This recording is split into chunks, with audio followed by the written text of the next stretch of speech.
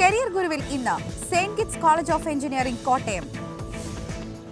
Team വർക്കിന്റെ പ്രാധാന്യത്തെക്കുറിച്ച് Shri BS Warrier. Engineering പഠനം മികച്ചതാകുന്നത് പഠനത്തിനായി നമ്മൾ തിരഞ്ഞെടുക്കുന്ന സ്ഥാപനം മികച്ചതാകുമ്പോഴാണ്. പഠനത്തിനും പരിശീലനത്തിനും ഒരുപോലെ പ്രാധാന്യം കൊടുക്കുന്നു Saint kits college of engineering. ഇന്ന് കരിയർ ഗുരുവിലൂടെ നമുക്ക് പരിചയപ്പെടാം Saint kits college of engineering. രാജ്യാന്തര നിലവാരത്തിലുള്ള പഠന സൗകര്യമാണ് ഇവിടെ ഒരുക്കിയിരിക്കുന്നത്.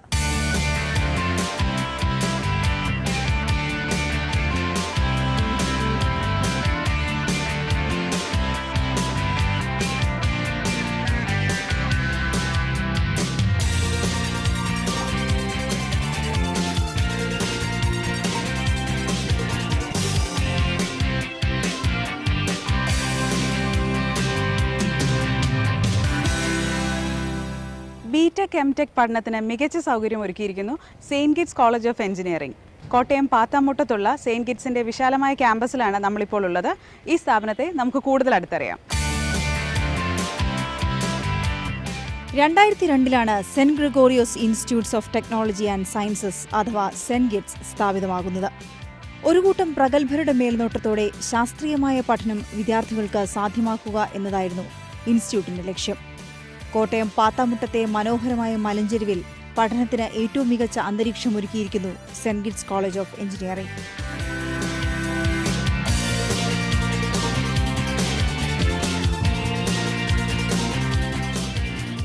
രാജകീയ പ്രൗഢിയോടെ നിൽക്കുന്ന കോളേജിൽ പഠനത്തിന് അത്യാധുനിക സൗകര്യങ്ങളെല്ലാം തന്നെ ഒരുക്കിയിരിക്കുന്നു. എഞ്ചിനീയറിംഗിലും മാനേജ്മെന്റിലും വിദ്യാർത്ഥിനികൾക്ക് കരിയർ ഓറിയന്റഡ് കോഴ്സുകളാണ് കോളേജ് ഓഫർ ചെയ്യുന്നത്. AICTE അപ്രൂവലും MG യൂണിവേഴ്സിറ്റിയുടെ അംഗീകാരവും ഇവിടുത്തെ കോഴ്സുകൾക്കുണ്ട്. ഈ കോഴ്സ് പൂർത്തിയാക്കി കുട്ടികൾ വെളിയിലേക്ക് വരുമ്പോൾ അവർ എൻജിനീയറിങ്ങിലും നല്ല അവഗാഹം ഉണ്ടായിരിക്കണം, അതുപോലെ തന്നെ നല്ലൊരു പേഴ്സൺ ആയിരിക്കണം. ഇപ്പോൾ ഡോക്ടർ രാധാകൃഷ്ണൻ പറയുന്ന end product of education is character, that is our motto. ഇത് കൂടാതെ തന്നെ ഞങ്ങൾ എല്ലാ സെമിസ്റ്ററിലും കുട്ടികളെ കൊണ്ട് പ്രോജക്ട്സ് ചെയ്യാറുണ്ട്. സ്റ്റാർട്ടിങ് ഫ്രം ഫസ്റ്റ് ഇയറിൽ ചെറിയ പ്രോജക്റ്റ് ആയിരിക്കും. തേർഡ് സെമിസ്റ്ററിൽ അതിനെ കഴിഞ്ഞും കുറച്ചുകൂടെ ഇൻവോൾവ്മെൻ്റ് ആയിട്ടുള്ള പ്രോജക്ട്സ്. അങ്ങനെ each semester and we give marks also. അപ്പോൾ up to 8th semester they will be doing projects. അപ്പോൾ 8th സെമിസ്റ്റർ വരുമ്പോഴത്തേക്ക് അവർക്ക് എങ്ങനെയാണ് പ്രോജക്ട്സ് ചെയ്യേണ്ടത്, എങ്ങനെയാണ് റൈറ്റപ്പ് ഉണ്ടാക്കേണ്ടത് എന്നൊക്കെയുള്ളതിനെപ്പറ്റി നല്ല ഇതുണ്ടായിരിക്കും. അതുപോലെ തന്നെ 2 വർഷമായിട്ട് ഞങ്ങളൊരു പ്രോജക്റ്റ് എക്സിബിഷൻ നടത്തുന്നുണ്ട് നാഷണൽ ലെവൽ.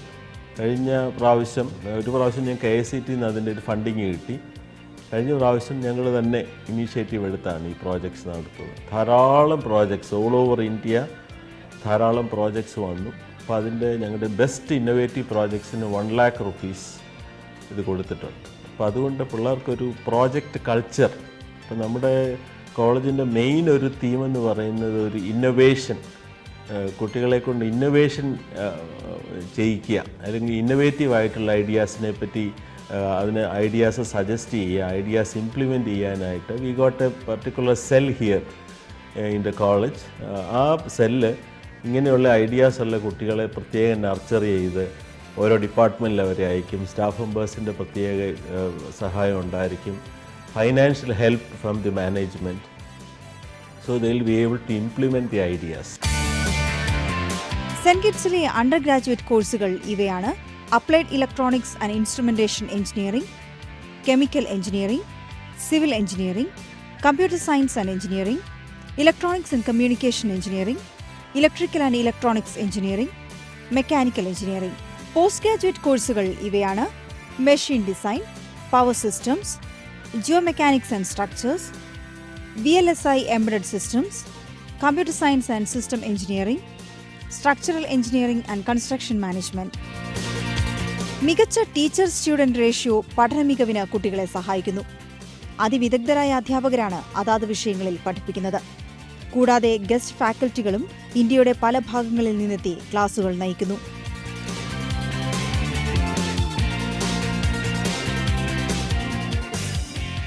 2006 മുതൽ ബിടെക്കിലും 2010 മുതൽ എംടെക്കിലും യൂണിവേഴ്സിറ്റി റാങ്കുകൾ സ്ഥിരമായി ഇവിടുത്തെ വിദ്യാർത്ഥികളെ തേടിയെത്തുന്നു. 20 വിദ്യാർത്ഥികളുടെ ചുമതല ഒരു അധ്യാപകന് എന്ന നിലയിൽ കൊടുത്തിരിക്കുന്നതിനാൽ ഓരോ വിദ്യാർത്ഥിയുടെയും പാഠ്യേതര മികവ് ഉറപ്പാക്കാൻ അധ്യാപകർക്ക് സാധിക്കുന്നു. കൗൺസിലിംഗ് സെന്ററുകളും സഹായത്തിനെത്തുന്നു. വിദ്യാർത്ഥികൾക്ക് ഇന്റർനാഷണൽ എക്സ്പോഷർ ലഭിക്കുക എന്ന ലക്ഷ്യം മുന്നിൽ കണ്ട് എല്ലാ ഡിപ്പാർട്ട്മെന്റുകളും ടെക്നിക്കൽ സിമ്പോസിയങ്ങൾ നടത്താറുണ്ട്. കേരളത്തിൽ ആദ്യമായി AICTEയുമായി ചേർന്ന് all Kerala project exhibition and competition നടത്തിയതിലൂടെ ഇൻഡസ്ട്രിയുമായി കൂടുതൽ അടുത്ത പ്രവർത്തനങ്ങൾ നടത്താൻ സാധിക്കുന്നു.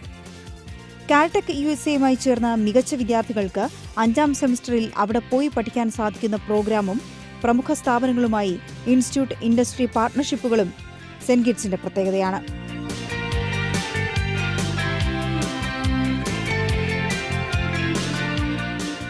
പഠനത്തിനും പരിശീലനത്തിനും ഒരുപോലെ പ്രാധാന്യം കൊടുത്തിരിക്കുന്നതിനാൽ ഇൻഡസ്ട്രി റെഡിയായാണ് കുട്ടികൾ ഇവിടെ നിന്ന് പുറത്തിറങ്ങുന്നത്. പഠനകാലത്ത് അവരുടെ ആശയങ്ങളിൽ നിർമ്മിച്ചെടുക്കുന്നവയ്ക്കും മികച്ച പ്ലാറ്റ്ഫോം ക്യാമ്പസ് നൽകുന്നു. പുറത്തെ മത്സരങ്ങളിൽ പങ്കെടുക്കാനും കുട്ടികൾക്ക് കോളേജിന്റെ പ്രോത്സാഹനമുണ്ട്. ഒട്ടേറെ സമ്മാനങ്ങളാണ് ഇവിടുത്തെ മിടുക്കന്മാരും മിടുക്കികളും ഇങ്ങനെ നേടിയെടുത്തത്. ക്യാമ്പസിനുള്ളിൽ തന്നെ IBM സെന്റർ ഓഫ് എക്സലൻസ് പ്രവർത്തിക്കുന്നു. കുട്ടികളുടെ ഇന്നവേഷനുകൾക്ക് കൂടുതൽ പ്രാധാന്യം കൊടുത്തുകൊണ്ടുള്ള ഒരു പഠന രീതിയാണ് സെയിന്റ് കിഡ്സിലേത്. IBM തങ്ങളുടെ സെന്റർ ഓഫ് എക്സലൻസ് സ്ഥാപിക്കാൻ തിരഞ്ഞെടുത്ത രാജ്യത്തെ തന്നെ ചുരുക്കം ചില എഞ്ചിനീയറിംഗ് കോളേജുകളിൽ ഒന്നാണ് സെന്റ് കിഡ്സ്. പഠനകാലത്ത് തന്നെ തങ്ങളുടെ സോഫ്റ്റ്വെയർ സ്കില്ലുകൾ വളർത്തിയെടുക്കാൻ വിദ്യാർത്ഥികൾക്ക് മികച്ച സപ്പോർട്ട് ഇവിടെ നിന്ന് ലഭിക്കുന്നു. സ്റ്റുഡന്റ് സ്റ്റാർട്ടപ്പുകൾക്കും IBM സഹായങ്ങൾ ചെയ്യുന്നു. അത്യാധുനിക ടീച്ചിംഗ് എയ്ഡുകൾ എല്ലാ ക്ലാസ് മുറികളിലുമുണ്ട്. ഇന്ററാക്റ്റീവ് സെഷനുകൾക്കായി സെമിനാർ ഹാളുകൾ, യോഗ കൾച്ചറൽ സെന്ററുകൾ എന്നിവ ക്യാമ്പസിനകത്തു തന്നെയുണ്ട്. കുട്ടികൾക്ക് ഒരാവശ്യത്തിനും പുറത്തു പോകേണ്ടതായി വരുന്നില്ല. വാഹന സൗകര്യവും ഇവർക്കായി ഒരുക്കിയിരിക്കുന്നു.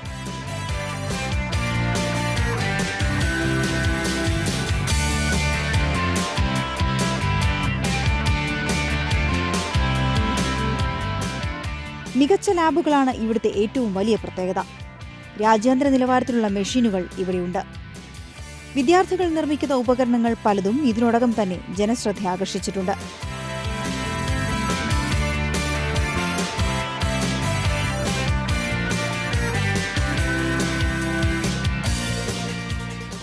സിവിൽ എഞ്ചിനീയറിംഗ് ഡിപ്പാർട്ട്മെന്റ് നടത്തിവരുന്ന 2 ദിവസത്തെ നാഷണൽ കോൺഫറൻസ് വളരെ പ്രശസ്തമാണ്. പ്രൊഫഷണലുകളെയും വിദഗ്ധരെയും അടുത്തറിയാനും അവരുടെ അനുഭവങ്ങൾ മനസ്സിലാക്കാനും ദേശീയ രാജ്യാന്തര കോൺഫറൻസുകൾ നടത്തിവരുന്നു. ഇത് വലിയ പ്രോത്സാഹനമാണ് വിദ്യാർത്ഥികൾക്ക് നൽകുന്നത്.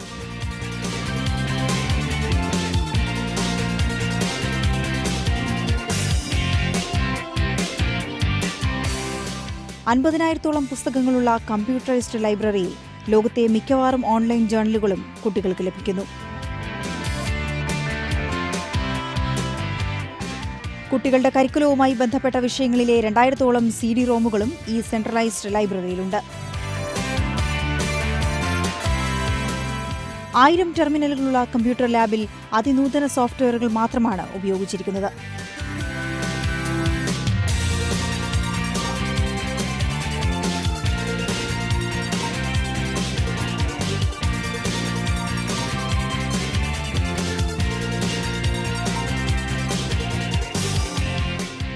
അഞ്ഞൂറ് പേർക്ക് താമസ സൗകര്യമൊരുക്കുന്ന 3 ബ്ലോക്കുകൾ ആൺകുട്ടികൾക്കും പെൺകുട്ടികൾക്കും താമസ സൗകര്യമൊരുക്കുന്നു. കുട്ടികളുടെ ആശയവിനിമയം മെച്ചപ്പെടുത്താനുള്ള പ്രവർത്തനങ്ങൾ ആദ്യ വർഷം തന്നെ ആരംഭിക്കുന്നു. പ്ലേസ്മെന്റ് സെല്ലും ഇവിടെ മികച്ച രീതിയിൽ പ്രവർത്തിക്കുന്നു. കലാകായിക രംഗങ്ങളിലെ കഴിവ് പ്രകടിപ്പിക്കാൻ കൾച്ചറൽ പ്രോഗ്രാമുകൾ, ഒട്ടേറെ അവസരങ്ങൾ കുട്ടികൾക്ക് നൽകുന്നു. പഠനത്തിന് മാത്രമല്ല ഗവേഷണത്തിനും ക്യാമ്പസ് സൗകര്യമൊരുക്കിയിരിക്കുന്നു.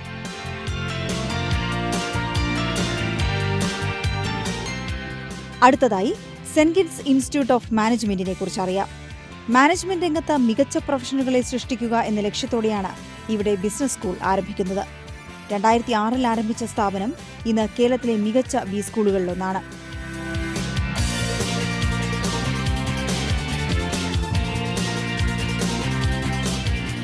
മൂന്ന് വർഷത്തെ MCA, 2 വർഷത്തെ MCA ലാറ്ററൽ എൻട്രി കോഴ്സ് എന്നിവയാണുള്ളത്.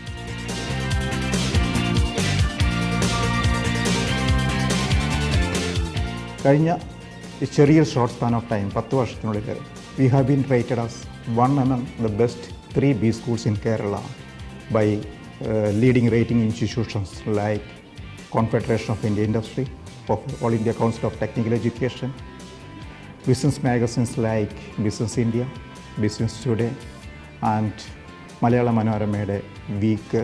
ഈ ഇൻസ്റ്റിറ്റ്യൂഷൻസ് എല്ലാം ഞങ്ങളുടെ കേരളത്തിലെ ഏറ്റവും പ്രധാനപ്പെട്ട 3 MBA ഇൻസ്റ്റിറ്റ്യൂഷനിൽ ഒന്നായിട്ട് അംഗീകരിച്ചിട്ടുണ്ട്. ഞങ്ങളുടെ uniqueness, the strength of our institute is the faculty who have been selected from industry and academia, with 50% of the faculty are having doctorate degree.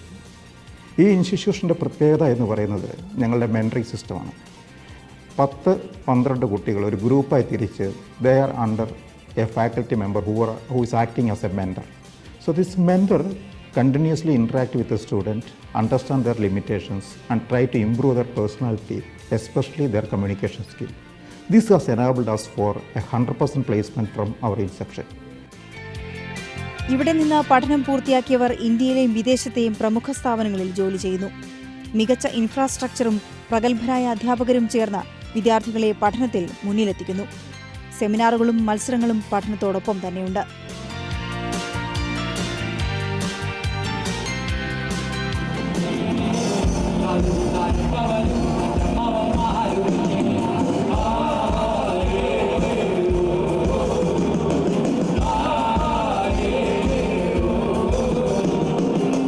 പഠനം പൂർത്തിയാക്കുന്ന വിദ്യാർത്ഥികൾക്ക് ജോലി തേടാൻ ഇവിടുത്തെ പ്ലേസ്മെൻറ്റ് സെല്ല് തന്നെ അവരെ സഹായിക്കുന്നു. ആദ്യ വർഷം തന്നെ പ്ലേസ്മെൻറ്റ് സെല്ല് കുട്ടികളോടൊത്തുള്ള പ്രവർത്തനം തുടങ്ങുകയും ചെയ്യുന്നു. ഇവിടെ നിന്ന് പഠിച്ചിറങ്ങുന്ന വിദ്യാർത്ഥികൾക്ക് അതുകൊണ്ട് തന്നെ ജോലി ലഭിക്കുക എന്നത് വലിയൊരു പ്രശ്നമായി മാറുന്നില്ല.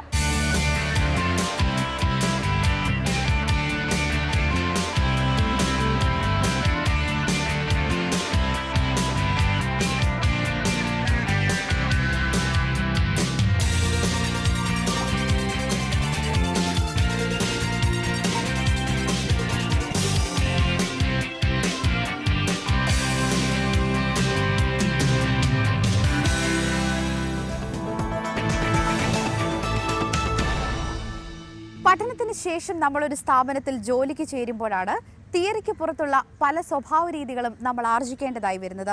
അതിലേറ്റവും പ്രധാനപ്പെട്ടതാണ് ടീം വർക്ക്. ജോലി ചെയ്യുന്ന സ്ഥാപനത്തിൽ ഉയരങ്ങളിലെത്താനും മികച്ച പ്രകടനം കാഴ്ചവെക്കാനും വേണ്ട ഗുണങ്ങളിൽ ഏറ്റവും പ്രധാനപ്പെട്ടതാണ് സഹപ്രവർത്തകരുമായി ഒരുമിച്ച് പ്രവർത്തിക്കാനുള്ള മനസ്സ്. ഇന്ന് ഇതിനെക്കുറിച്ച് നമ്മളോട് സംസാരിക്കുന്നു കരിയർ വിദഗ്ധൻ ശ്രീ BS വാര്യർ.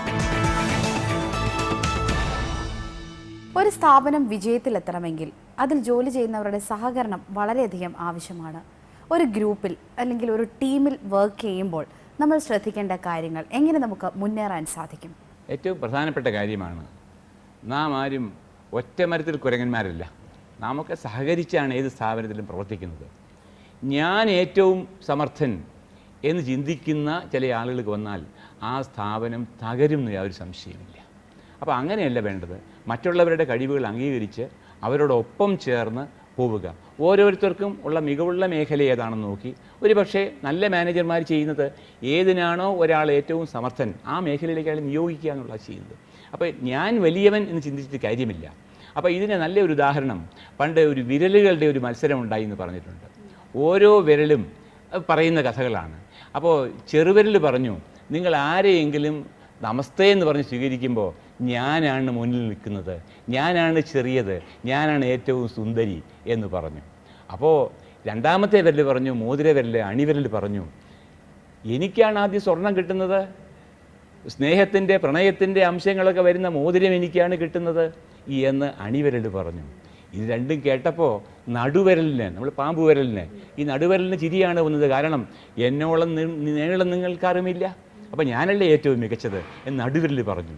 ചൂണ്ടുവിരൽ പറഞ്ഞു, അല്ല നിങ്ങളിതൊക്കെ പറഞ്ഞു, നിങ്ങൾ ആരെങ്കിലുമായിട്ടൊന്ന് കലഹിക്കുമ്പോൾ നിങ്ങൾക്കൊന്ന് ചൂണ്ടി സംസാരിക്കണമെങ്കിൽ ചൂണ്ടുവിരലില്ലാത്ത ആളിൽ സംസാരിക്കാൻ സാധിക്കുമോ എന്ന് ചോദിച്ചു.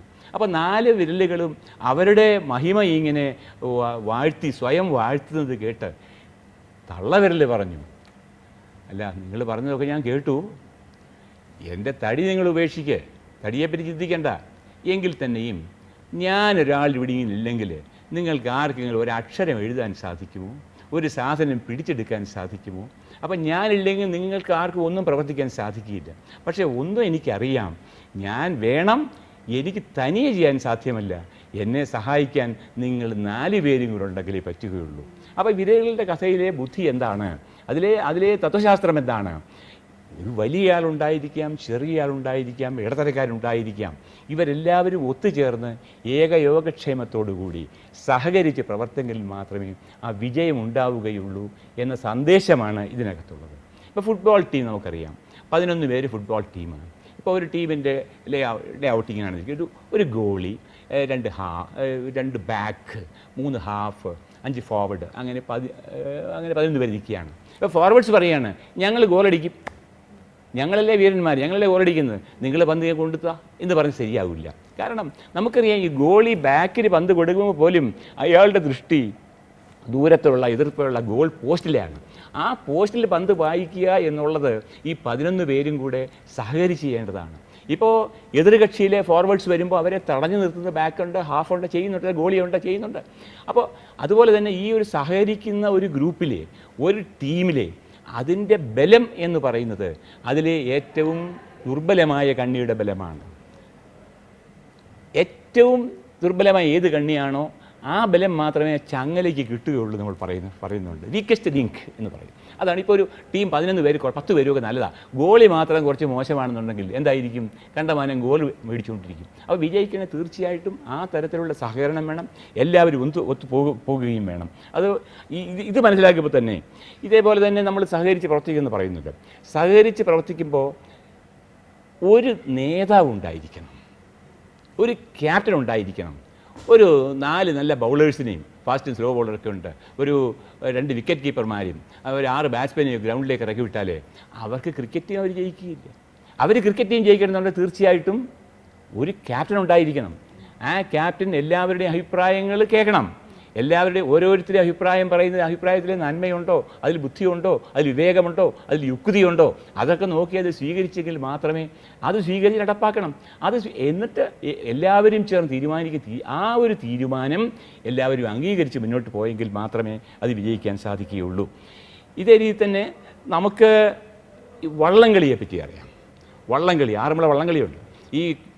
നമ്മൾ ഈ വള്ളം കളിച്ച് കയറുമ്പോൾ ഒരു വഞ്ചിപ്പാട്ട് പാടുന്നുണ്ട്. എന്തിനാണ് വഞ്ചിപ്പാട്ട് പാടുന്നത്? ആ പാട്ടിൻ്റെ ആ താളമനുസരിച്ച് ഒരേ സമയത്ത് എല്ലാവരും തുഴഞ്ഞെങ്കിൽ സാധിക്കുകയുള്ളൂ. ആ നയം ഒരേ സമയത്ത് വെള്ളത്തിൽ തുഴഞ്ഞെങ്കിൽ മാത്രമേ വള്ളം ഞങ്ങൾ ഓരോന്നിങ്ങനെ കുതിച്ച് പോകുന്നുണ്ട്. ആ കുതിച്ച് പോകണമെങ്കിൽ ഒരുമിച്ച്, അല്ല എനിക്ക് ഇഷ്ടമുള്ളപ്പോൾ തുഴയും എന്നൊരാൾ പറഞ്ഞാൽ, അല്ല 2 പേര് പറഞ്ഞാൽ ആ വള്ളം ജയിക്കാൻ പോകുന്നില്ല, വള്ളം മുന്നോട്ട് പോകുകയില്ല. അതേപോലെ വടംവലിയുണ്ട്, പ്രത്യേക ശബ്ദമുണ്ട്. ആ വലിക്കാൻ പറയുന്ന പ്രത്യേക സമയത്ത് വലിച്ചെങ്കിൽ മാത്രമേ പറ്റുകയുള്ളൂ. അതൊക്കെ ഇവത്ത് ടീം പ്രവർത്തനമാണ്. ഇവ വള്ളംകളി എന്ന് പറയുന്നു, അല്ലെങ്കിൽ വടംവലി എന്ന് പറയുന്നു, അല്ലെങ്കിൽ ക്രിക്കറ്റ് കളി എന്ന് പറയുന്നു, അല്ലെങ്കിൽ ഫുട്ബോൾ എന്ന് പറയുന്നു, അല്ലെങ്കിൽ കമ്പനി പ്രവർത്തനം എന്ന് പറയുന്നു. ഇതിലൊക്കെ എല്ലാവരും ഒരുമിച്ച് പോയെങ്കിൽ മാത്രമേ നമുക്ക് പറ്റുകയുള്ളൂ. പിന്നെ ചിലപ്പോൾ ചില ആളുകൾ വളരെ മോശമാണെന്ന് നമ്മൾ വിചാരിക്കുന്നുണ്ട്. അങ്ങനെ വിചാരിക്കരുത്. നാം ഒരുപക്ഷെ മോശമാണെന്ന് വിചാരിക്കുന്ന ആളിൽ പോലും വലിയ കഴിവുകളോ വലിയ അറിവുകളോ മറ്റുള്ള വലിയ ബുദ്ധിമന്മാരെന്ന് കരുതുന്നവർക്ക് ഇല്ലാത്തതുകൊണ്ടായിരിക്കും. അപ്പോൾ അവരെയും കൈപിടിച്ച് ഉയർത്തി നമ്മുടെ ടീം അംഗമാക്കി മാറ്റുക എന്നുള്ള ഒരു പ്രവർത്തനം ടീം ക്യാപ്റ്റനുണ്ട്, ടീം അംഗങ്ങൾക്കും അതുകൊണ്ടായിരിക്കും. അതുപോലെ തന്നെ ഒരാൾക്ക് പല ടീമുകളിൽ പ്രവർത്തിക്കാം. ഇപ്പോൾ ഒരാൾ തേയില കച്ചവടം നടത്തുന്നു. അപ്പോൾ തേയില കച്ചവടക്കാരുടെ ടീമിൽ അവർക്ക് പൊതുവായ ലക്ഷ്യങ്ങളുണ്ടല്ലോ, അത് എടുത്തുണ്ട്. അയാളൊരു ഫുട്ബോൾ ടീമിൽ കളിക്കുന്നുണ്ടാകാം, അത് വേറൊരു ടീമിലാണ് പ്രവർത്തിക്കുന്നത്. പക്ഷേ എപ്പോഴും ഒരു ടീം ഉണ്ടാകണമെങ്കിൽ അവർക്ക് പൊതുവായ ഒരു ധാരണ ഉണ്ടായിരിക്കണം, പൊതുവായ ഒരു ലക്ഷ്യമുണ്ടായിരിക്കണം. അല്ലാത്ത ടീം വിജയിക്കുകയില്ല. ഏതെങ്കിലും കാരണം വെച്ച് ഇപ്പോൾ നമ്മൾ ഒരു ബസ് ബ്രേക്ക് ഡൗൺ വരുന്നു, അപ്പോൾ ഒരു ടീം അവിടെ ഉണ്ടാകുന്നുണ്ട്. ആ ടീം അരമണിക്കൂർ കഴിഞ്ഞ് അത് വിരിഞ്ഞു പോവുകയും ചെയ്യും. കാരണം പൊതു ലക്ഷ്യം വേറെ വണ്ടി കിട്ടുക എന്ന് മാത്രമേ ഉള്ളൂ. അങ്ങനെയല്ല, ജീവിതത്തിൽ വലിയ മഹത്തായ ലക്ഷ്യങ്ങളുണ്ട്, മഹത്തായ സ്ഥാപനങ്ങൾ പ്രവർത്തിക്കുന്ന ഒരു വലിയ ലക്ഷ്യം തീർച്ചയായിട്ടും വേണം. അപ്പോൾ നമ്മൾ ഇതിനെപ്പറ്റി, ഈ ടീമിൻ്റെ ബലത്തെപ്പറ്റി ഒരു കുഞ്ഞുങ്ങളുടെ കഥ പണ്ടേ പറയുന്നുണ്ട്, ചുള്ളിക്കെട്ടിൻ്റെ കഥ എന്ന് പറയും. ആ കഥ എന്നും പ്രസക്തമാണ്. ചെറിയ കഥയാണെങ്കിലും ഒരു വൃദ്ധൻ ചെറിയ കുട്ടികളെ ഈ സഹകരണത്തിൻ്റെ, ടീം വർക്കിൻ്റെ കാര്യം പഠിപ്പിക്കുന്നതിന് വേണ്ടി ഉള്ള ഉദാഹരണമായിരുന്നു. ഒരു കെട്ട് ചുള്ളി ഒരുമിച്ച് കെട്ടി ഒരു വലിയ കെട്ടാക്കി വെച്ച് ഈ കുഞ്ഞുങ്ങൾ ഓരോരുത്തർ വളയ്ക്കാനും ഒടിക്കാനും പറഞ്ഞിട്ട് ആ കുട്ടികൾക്ക് സാധിച്ചില്ല. ഒരു കുട്ടിക്ക് അത് വളയ്ക്കാൻ സാധിച്ചില്ല. വൃദ്ധൻ ഉടനെ തന്നെ കെട്ടഴിക്കുകയും ഓരോ ചുള്ളിയായി കുഞ്ഞുങ്ങളുടെ കയ്യിൽ കൊടുക്കുകയും നിസ്സാരമായിട്ട് കുട്ടികൾ ഒടിക്കുകയും ചെയ്തു. അപ്പോൾ ദുർബലമെന്ന് നാം കരുതുന്ന, ശക്തിയില്ലെന്ന് നാം കരുതുന്ന ഈ ചുള്ളികൾ ഒരുമിച്ചിരുന്നപ്പോൾ അവയ്ക്കെല്ലാം കൂടെ ചേർന്ന് വലിയ ബലമുണ്ടായി, മഹാബലമുണ്ടായി. അപ്പോൾ ചെറിയ ചെറിയ ഘടകങ്ങൾ ചേർന്ന്, ചെറിയ ചെറിയ ചങ്ങല കണ്ണികൾ ചേർന്ന് ഒരു വലിയ ചങ്ങല ഉണ്ടാകുന്നു, ഒരു വലിയ ബലമുണ്ടാകുന്നു. അപ്പോൾ നമ്മളും നമ്മുടെ ജീവിതത്തിലായാലും സ്ഥാപനങ്ങളിലായാലും ചെറിയ ചെറിയ ആളുകളാണെങ്കിലും വലിയ വലിയ ആളുകളാണെങ്കിലും എല്ലാവരും ചേർന്ന ഒരു പൊതു ലക്ഷ്യത്തോടുകൂടി പോയെങ്കിൽ മാത്രമേ സാധിക്കുകയുള്ളൂ. ഇതിനേക്കാളും കുറേ കൂടെ ഉയർന്ന് ചിന്തിച്ച ആളുകളുണ്ട്. ഇപ്പോൾ ലിയോ ടോൾസ്റ്റോയ്, ഈ നമ്മുടെ ഒരു നോവൽ സാഹിത്യത്തിന് ഏറ്റവും ഉന്നതനായ ഒരു വ്യക്തി, അദ്ദേഹം പറഞ്ഞ ലോകരാഷ്ട്രങ്ങൾ തമ്മിലുള്ള അതിർവരമ്പ് വേണ്ടെന്ന് പറഞ്ഞിട്ടുണ്ട്. അത് വളരെ വളരെ അതിവിശാലമായ ഒരു ചിന്താഗതിയാണ്. അത്രയൊന്നും പോയില്ലെങ്കിൽ അത് സാധാരണക്കാർക്ക് സാധിക്കാത്തൊരു കാര്യം. എല്ലാ രാജ്യവും ഒന്നായി നിൽക്കണം എന്ന് പറയുമ്പോൾ പലപ്പോഴും അവരവരുടെ താല്പര്യങ്ങൾ ഉണ്ടായിരിക്കാം. നമ്മുടെ ടീമുകളിലും ഓരോ വ്യക്തിക്കും പ്രത്യേക താല്പര്യം ഉണ്ടായിരിക്കാം. പക്ഷേ ആ താല്പര്യങ്ങൾ നാം ഉപേക്ഷിക്കുന്നതിനും വ്യക്തിഗതമായ താല്പര്യങ്ങൾ ഉപേക്ഷിക്കുന്നതിനും ടീമിൻ്റെ താല്പര്യം ഒന്നാമത്തെ താല്പര്യമായിട്ട് കരുതണം, എങ്കിലേ വിജയിക്കുള്ളൂ. അതാണ് സഹകരണത്തിൻ്റെ ഏറ്റവും അടിസ്ഥാനം മുഴുവനും. എൻ്റെ താല്പര്യമല്ല ഏറ്റവും വലിയ താല്പര്യം. ഒത്തൊരുമയുടെ ബലം എന്ന് പറയുന്നത് അവനവൻ്റെ താല്പര്യം കുറേയൊക്കെ പരിത്യജിച്ചുകൊണ്ട് പൊതുവായ ലക്ഷ്യം നേടുന്നതിന് വേണ്ടി പൊതുവായ താല്പര്യത്തിന് വിധേയനാകണം, അതിന് അടിമപ്പെട്ട് തന്നെ പ്രവർത്തിക്കണം, എങ്കിലേ ഒക്കെയുള്ളൂ. അതുപോലെ തന്നെ മറ്റുള്ള ആളുകൾ ഒരു നിർദ്ദേശം വരുന്നു, അതിനെ തള്ളിക്കളയരുത്. നാം എത്ര ദുർബലനെന്ന് കരുതുന്നയാളും അവരുടെയുള്ള അഭിപ്രായങ്ങൾ നമ്മൾ സ്വീകരിക്കണം. അതിലൊന്നും ഒരു വിട്ടുവീഴ്ചയും പാടില്ല. ഒത്തൊരുമയ്ക്കും സ്നേഹത്തിനും വേണ്ടി നമുക്ക് ഒന്നിച്ച് പ്രയത്നിക്കാം എപ്പോഴും ഗാന്ധിജി ആവർത്തിച്ച് പറഞ്ഞൊരു വാക്യമാണ്. ഒത്തൊരുമയ്ക്കും സ്നേഹത്തിനും വേണ്ടി ഒരുമിച്ച് പ്രവർത്തിക്കാം. നാം ചുറ്റുപാട് കാണുന്ന രാഷ്ട്രീയ ചലനങ്ങൾ, സമൂഹത്തിലെ ചലനങ്ങളൊക്കെ കാണുമ്പോൾ നമ്മൾ പരസ്പരം പഴിചാരുന്നതിന് വേണ്ടിയാണ്, നന്മയെ അംഗീകരിക്കുന്നതിനല്ല. അവനവൻ ഏറ്റവും യോഗ്യനാണെന്ന് പറഞ്ഞ് മുന്നോട്ട് വരുന്നു ഓരോ വ്യക്തികൾ വരുന്നു. ആ വ്യക്തികളിൽ നിന്ന് അവർ സ്വയം അവരാണ് ഏറ്റവും മെച്ചം എന്ന് അവർ പറഞ്ഞ് സ്ഥാപിക്കാൻ തെളിയിക്കുകയാണ്. അവർ മറ്റുള്ളവരെയൊക്കെ തിരസ്കരിക്കുകയാണ്. അതൊന്നും ഒരു വിജയത്തിൻ്റെ മാർഗമല്ല. നമ്മുടെ സമൂഹത്തിനായാലും രാഷ്ട്രത്തിനായാലും ഒരു സ്കൂളിനായാലും ഒരു കോളേജിനായാലും നിങ്ങളുടെ കമ്പനിക്കായാലും എവിടെ ജോലി ചെയ്താലും സഹകരണം ഉണ്ടായിരിക്കണം. ടീം വർക്കിന് പോകണം, ടീമിലെ അംഗമാകണം, സമർത്ഥമായി പ്രവർത്തിക്കണം, സ്നേഹത്തോടെ പ്രവർത്തിക്കണം, വിനയത്തോടെ പറഞ്ഞ് മറ്റഭിപ്രായങ്ങൾ, ഇപ്പോൾ ക്യാപ്റ്റനുള്ളതിനെതിരായ അഭിപ്രായം പറയാൻ മടിക്കരുത്. ടീമിന് നല്ലതാണെങ്കിൽ അത് അവതരിപ്പിക്കാനുള്ള സൗമനസ്യം ഉണ്ടായിരിക്കണം. അപ്പോൾ ഈ തരത്തിലുള്ള നമ്മൾ സഹകരണത്തിന് ഉള്ള ഒരു മനോഭാവം സൃഷ്ടിച്ചെങ്കിൽ മാത്രമേ സ്ഥാപനങ്ങൾക്ക് ഉയർച്ചയുള്ളൂ. അവിടെ വളർച്ച വേണമെങ്കിൽ തീർച്ചയായിട്ടും സഹകരണം, ടീം വർക്ക് അടിസ്ഥാനപരമായ ഒരു ഘടകമാണ് വിജയത്തിൻ്റെ. ടീം വർക്കിനെ കുറിച്ച് ഇത്രയധികം നല്ല കാര്യങ്ങൾ പറഞ്ഞതിന് വളരെയധികം നന്ദി. കരിയർ ഗുരുവിൻ്റെ ഇന്നത്തെ അധ്യായം ഇവിടെ പൂർണ്ണമാകുന്നു. ഈ എപ്പിസോഡിനെ കുറിച്ചുള്ള നിങ്ങളുടെ അഭിപ്രായങ്ങളും നിർദ്ദേശങ്ങളും ഞങ്ങളെ അറിയിക്കാവുന്നതാണ്. വിലാസം: പ്രൊഡ്യൂസർ കരിയർ ഗുരു, മനോരമ ന്യൂസ്, അരൂർ, ആലപ്പുഴ. കരിയർ ഗുരുവിൻ്റെ ഈ എപ്പിസോഡ് കാണുന്നതിനായി ലോഗിൻ ചെയ്യുക manoromanews.com.